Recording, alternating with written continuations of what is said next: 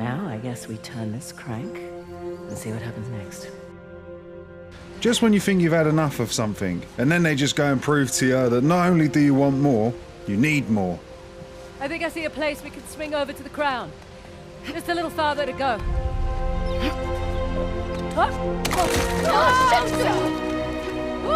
Thank you. Hurry up and climb! I'm slipping!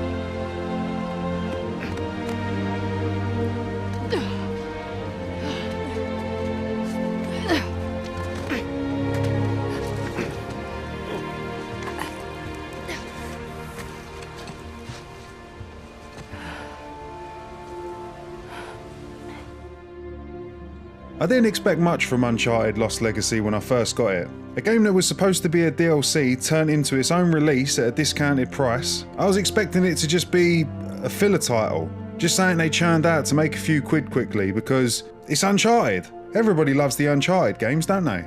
After the 4th game in the series, well 5th if you include the Vita game, I felt as though I was burnt out with the series. I felt as though they was running low on ideas and they just decided to shoehorn Nate's brother Sam into it. Not that I didn't like it, it was a great game. But at the ending screen, I was happy to part ways with the series, with the send-off that they give you. So my expectations was pretty low for Lost Legacy. Playing as a side character, partnered with a new face to the series that we didn't know a great deal about, other than she was the bad guy in the last game. Thinking of an Uncharted game without Nate and Sully really helped push my lack of interest in the game.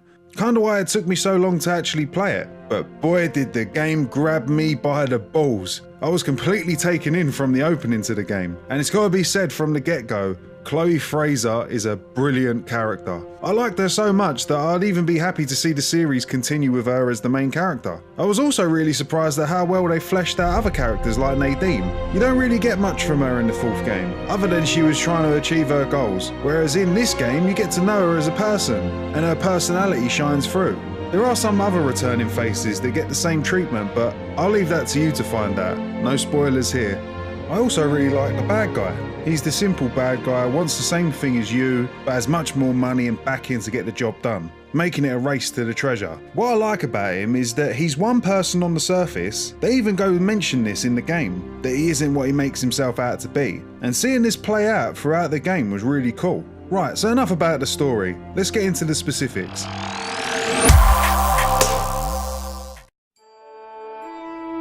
If you've played any of the games made by Naughty Dog, you'll know that they're some of the most amazing looking games, and this is no exception. To my trained eye, I can see some of the magic that they've used to mask the flaws in the graphics due to the lack of power in the PS4, but the end result is still absolutely stunning. There isn't an inch of the terrain that's not filled with plants and forest and all kinds of other shit.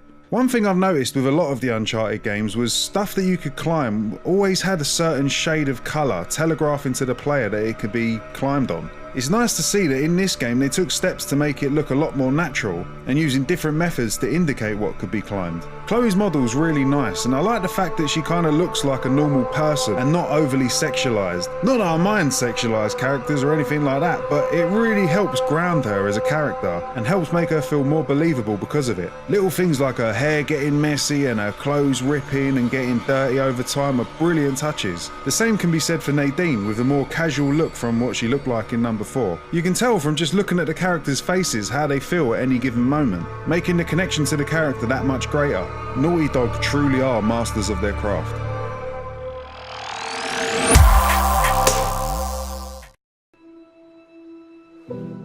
The gameplay is pretty much the same thing that you had in the previous games. You have all the climbing, running, shooting and grappling from the other games, but this title takes small steps forward that make a world of difference. For this game, the opening chapters are set in a small but open section of the jungle, giving you the freedom to explore and take on tasks at your own pace and in whatever order that you want. This brings a new dynamic to the series, making the gameplay feel a lot more like you're guiding the story rather than participating in it. And this doesn't take anything away from the storytelling aspect of the game either. The smaller scale of the setting was a really good choice in my opinion. Rather than jet setting around to multiple locations, you're stuck in one location, India.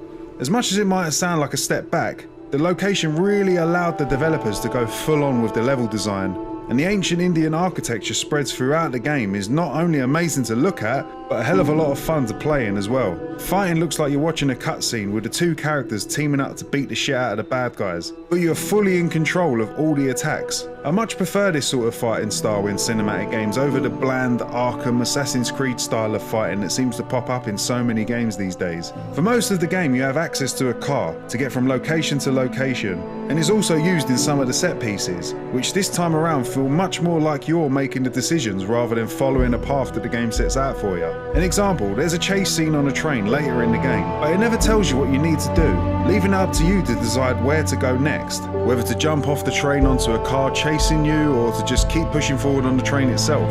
It really makes you feel like you are fully in control, even though there is some developer trickery there that gives you that feeling. I say it again, Naughty Dog are masters of their craft.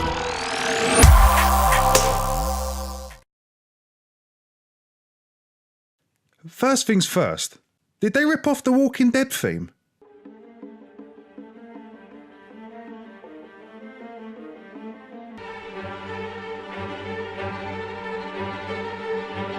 Anyways, the soundtrack to this game is on par with the rest of the series, the sort of thing that flows completely in sync with what's on screen. You can tell if you're supposed to be in a moment of panic, joy, excitement and all the rest of it. Top-notch film score quality stuff. The voice acting is on par with the rest of the series and never comes across as your typical video game voice acting. The characters are believable, like you're playing with digital renditions of real people rather than fictional characters. They banter with each other, argue, say snarky comments. It really gives you a connection to them that gives you this sense of knowing the character personally, making you feel more invested in the story.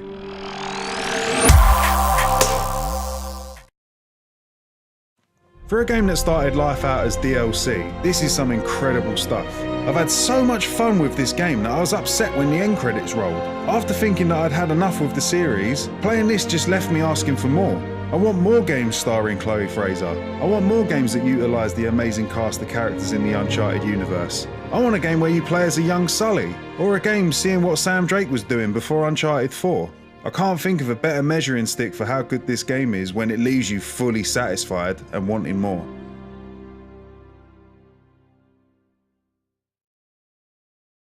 Thanks for making it all the way to the end of this video. Thank you for watching, and I'd just like to let you know that I have started a Discord server with the link in the description below. Come join and have a laugh with us lot on there. Remember, like, subscribe, all that good stuff, and I'll see you in the next video.